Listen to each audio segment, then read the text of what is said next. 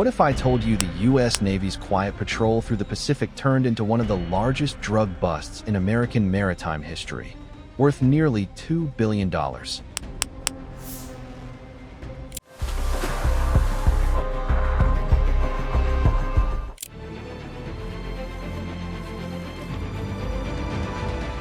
And yet what they found on board wasn't just cocaine. It began like any other operation: calm seas, low visibility, and a tip-off from naval intelligence that a suspicious freighter was moving north from Ecuador. At first, it looked routine, but the ship's course didn't match its manifest. Its lights were dimmed, its radio silent, and deep within the fog, radar picked up something that didn't belong: a second vessel tailing close behind, mirroring every move. For the sailors aboard the USS Mason, this wasn't just a cargo check anymore. It was the start of a high-stakes pursuit that would soon reveal the dark side of the global drug trade, and an unexpected twist that even veteran officers couldn't believe. The stakes were monumental. Drug cartels had begun using military-grade tactics: decoy ships, encrypted transmissions, even ex-naval mercenaries to move narcotics through international waters. Every shipment they slipped past the U.S. Navy meant hundreds of millions of dollars funding organized crime, political corruption, and private armies. But this one was different. Intercepted communications suggested that the freighter, called El Solano, was carrying not just cocaine, but something far more dangerous. The chatter hinted at Payload 2, a cryptic reference in cartel code. It could mean weapons. It could mean people. It could even mean biological contraband. The ambiguity made it urgent. So when the Mason received clearance to engage, the crew braced for what could be a routine seizure or an ambush at sea. The operation was codenamed Deep Wake. At dawn, the Navy launched its boarding team. They approached in rigid-hull boats, cutting through rolling waves as helicopters circled overhead. The target vessel didn't respond to hails. Then, suddenly, it changed course, gunning its old diesel engines toward international waters. That was the confirmation they needed. The chase was on. As the minutes passed, the tension grew unbearable. Then, an unexpected twist: satellite imagery showed another contact, a semi-submersible shadowing the freighter. These narco-subs are nearly invisible to radar, built by cartels in jungle workshops for the sole purpose of sneaking past naval patrols. Only a handful have ever been caught. The Mason split its force. One team continued to pursue the freighter, while another intercepted the submersible. For a moment, the two targets vanished beneath heavy fog. Sonar picked up faint vibrations, two engines running silent. Then, chaos erupted. The sub tried to dive. The Navy's helicopter fired warning shots. The freighter zigzagged, dropping containers into the sea, containers that later washed ashore filled with tightly wrapped bricks of cocaine. The crew of the sub scuttled their vessel, trying to sink it before capture. But the Mason's small boats reached them just in time. Inside the half-flooded submersible were 3 men, and several sealed crates not listed on any shipping log. When divers pried them open, they found something shocking: encrypted hard drives, satellite phones, and weapons marked with serial numbers traced to Eastern Europe.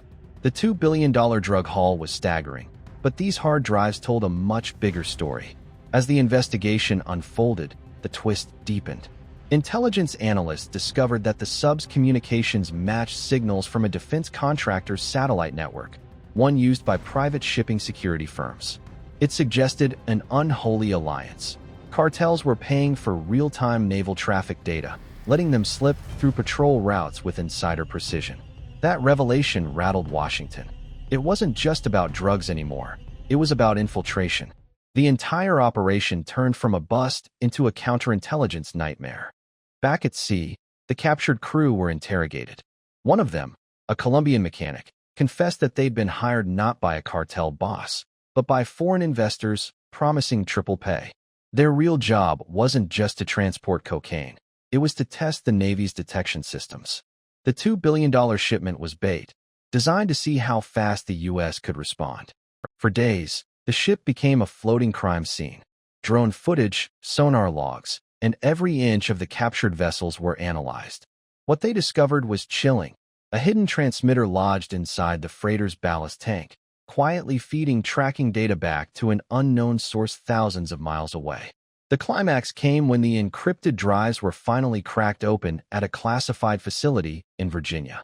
Inside, digital maps revealed routes spanning the Pacific, Atlantic, and even the Arctic Circle, an entire shadow supply network stretching from South America to Asia. But one file stood out, a list of coordinates labeled Phase 2. Those coordinates pointed not to another drug route, but to a joint venture port project in West Africa, co-financed by a conglomerate with ties to shell companies in Europe. Analysts realized they weren't just looking at smuggling. They were staring at the architecture of a global laundering machine disguised as maritime trade. That's when the twist hit home. The Navy hadn't just stopped a drug shipment. They'd accidentally exposed part of a transnational web connecting narcotics, weapons trafficking, and legitimate logistics corporations. The bust had triggered alarms in boardrooms and embassies worldwide. Within days, several consultants linked to those companies quietly vanished. Some were later found dead in what officials called accidents. For the sailors aboard the Mason, it was surreal.